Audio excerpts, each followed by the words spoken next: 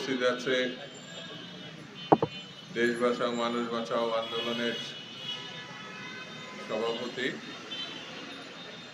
রফিকুল ইসলাম রিপন, জিয়া সাংস্কৃতিক সমাজ কল্যাণ সংগঠনের সভাপতি গিয়াসউদ্দিন খোকন, সম্মানিত নেতৃবৃন্দ, সাংবাদিক বন্ধুরা, ভাই এবং বোনেরা, আসসালামু আলাইকুম। আমি শুরুতেই উদ্যোক্তা কমিটির সম্মানিত নেতৃবৃন্দকে ধন্যবাদ জানাই। তীব্র ঠান্ডার মধ্যে যেসব মানুষ কষ্ট পায়, গরিব মানুষের জন্য যে যতটুকুই উদ্যোগ নিয়ে কম্বল বিতরণের যে উদ্যোগ নেওয়া হয়েছে, সেই জন্য আমি তাদেরকে ধন্যবাদ জানাই এবং তাদের পাশে দাঁড়ানোর জন্য ধন্যবাদ এবং শুভেচ্ছা জানাই। বন্ধুরা, 12 তারিখ আগামী মাসে, বোধহয় 30 দিনও নাই, আমাদের দেশের যে প্রত্যাশার নির্বাচন, যে নির্বাচনের জন্য এই দেশে লক্ষ লক্ষ মানুষ মামলায় জরাজীর্ণ হয়েছে, কষ্ট পেয়েছে, অনেকে শহীদ হয়েছে, অনেকে গুম হয়েছে।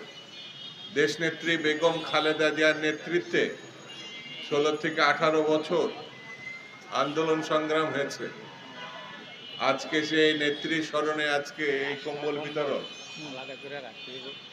যিনি আমাদের মধ্যে এখন নাই, আমি তার রুহের মাগফিরাত কামনা করি এবং আল্লাহ যেন তাকে বেহেশত নসিব করে, এই দোয়া করি। বন্ধুরা, সেই লড়াই সংগ্রাম ছিল একটি ভালো নির্বাচনের জন্য, একটি সারা দেশের মানুষের প্রত্যাশা পূরণের একটি উদ্যোগের কথা সেই সময় আমরা বলেছি, যেটি আগামী 1 মাসও নয়, 12ই ফেব্রুয়ারিতে অনুষ্ঠিত হবে।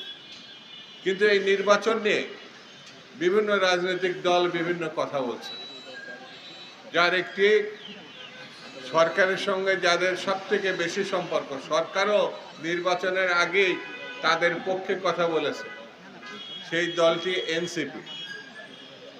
তারা বলতে পারে তাদের অবস্থানের কথা, তারা লেভেল প্লেইং ফিল্ডের কথা বলছে, আমি তাদের সঙ্গে একমত।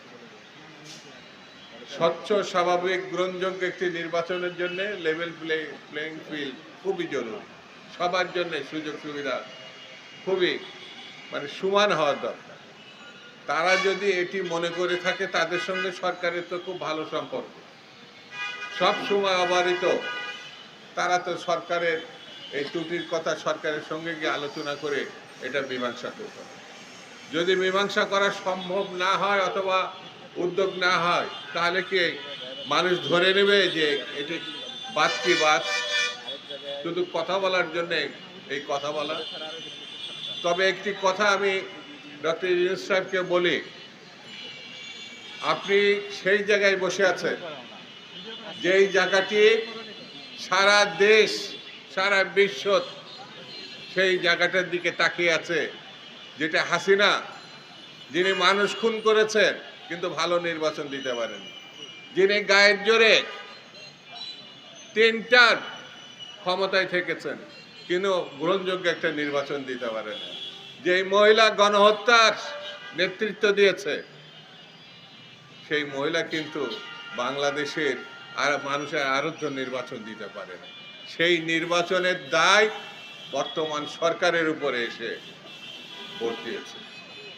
এই সরকারকে বসে থাকতে হবে। এই নির্বাচনে যদি কোনো রকম ব্যত্যয় ঘটে, তাহলে দেশের গণতন্ত্র প্রতিষ্ঠার যে স্বপ্ন, সেটা বিঘ্নিত হবে। দেশের স্বাধীনতা, সার্বভৌমত্ব বিঘ্নিত হবে।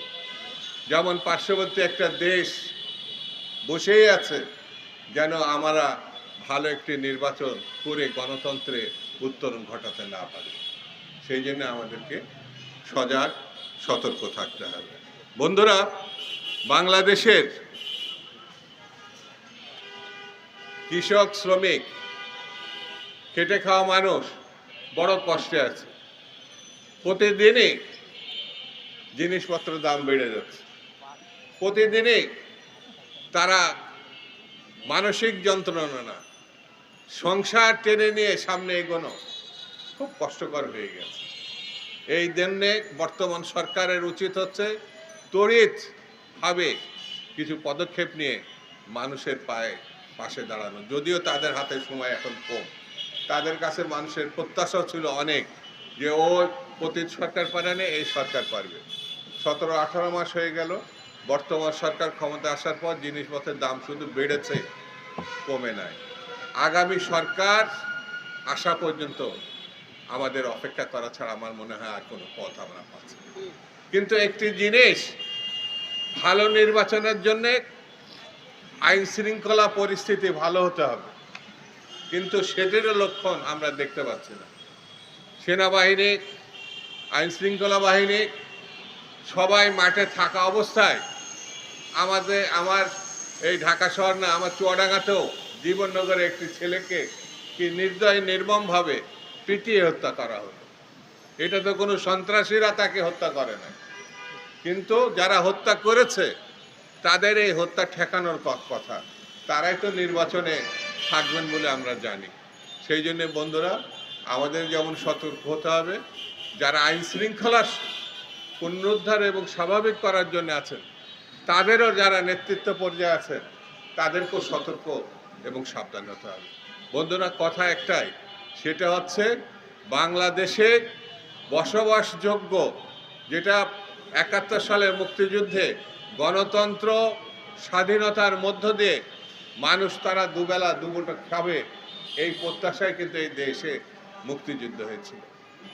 40 থেকে 50 লক্ষ শিক্ষিত অশিক্ষিত বেকার বাংলাদেশে, কাজ না এখন, বড় কষ্টে সেই কাজেরও ব্যবস্থার উদ্যোগ নিতে হবে।